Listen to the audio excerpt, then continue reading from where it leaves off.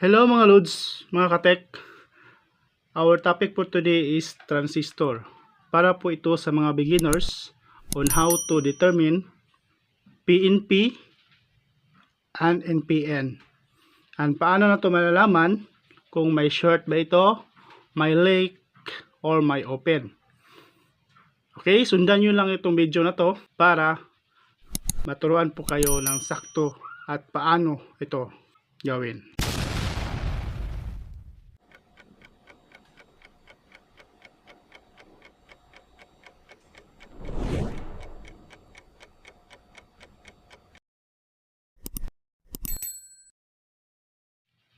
Okay, paano ba malalaman yung transistor is PNP and NPN? So, ganito yung gawin yung mga mga beginners dyan is dapat may multitester po kayo.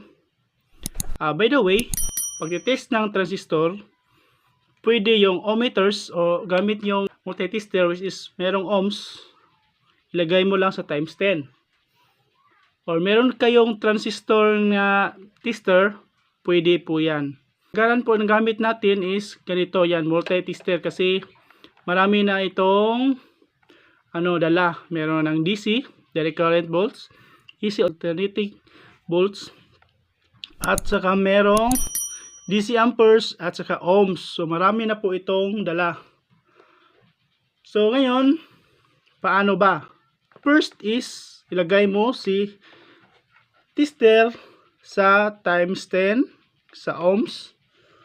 Then, so ito mga loads, ito mga katek, so meron tayong transistor, apat po ito, meron itong short, may leak, open, at sa good nga transistor.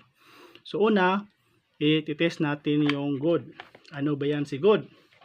First mga katek, paano nyo matitest yung good yung transistor is ilagay mo yung datong pin na to, ilagay mo yan sa kabilang paa, ganyan, walang sipa, di ba?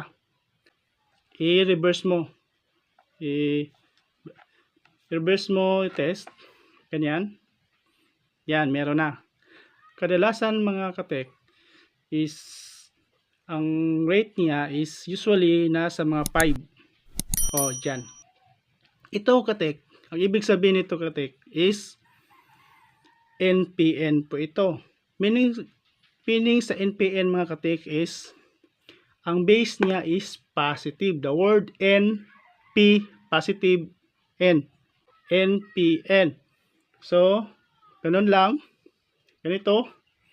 Ilagay mo sa kabila yung isa pumalo. So, ibig sabihin yan, ito yung base niya.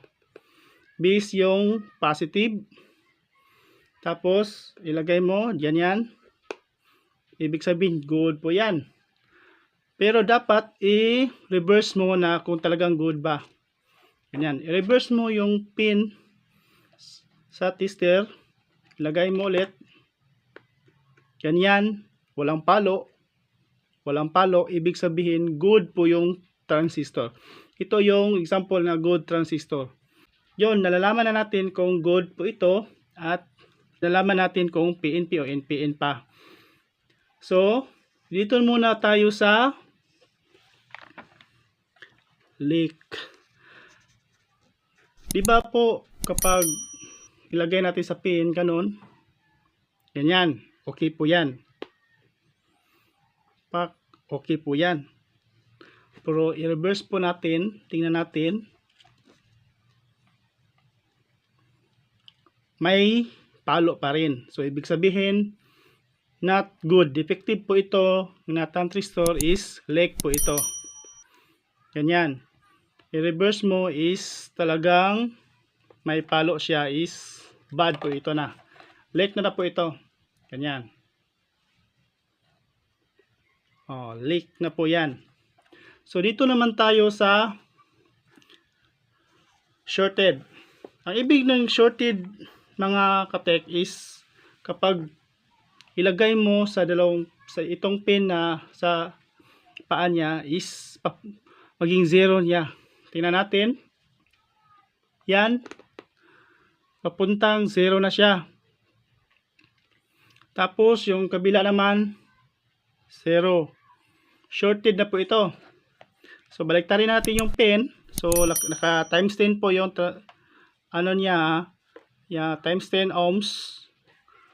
Then 0 pa rin. At ibig sabihin po yan is shorted po yan. Ganun po yung malalaman na natin is shorted na po yan. Ito na naman mga katek is may open po yan. Ito is NPN pa rin. So dito yung ano niya, base niya. Ganyan, may pumapalo. Good. Sa kabila niyang leg is wala. Ibig sabihin, sira po yung isang leg niya. Open na po yung leg niya isa. Yung ikabila naman sa kabilain mo naman, i-reverse mo naman is good. So yung kabila niyang pin mga katik is defect na po. Yan po ang paano matitrace kung ano NPN is meaning to say NPN is ang base niya is positive, and PNP naman ang base niya is negative. So ganon po yan.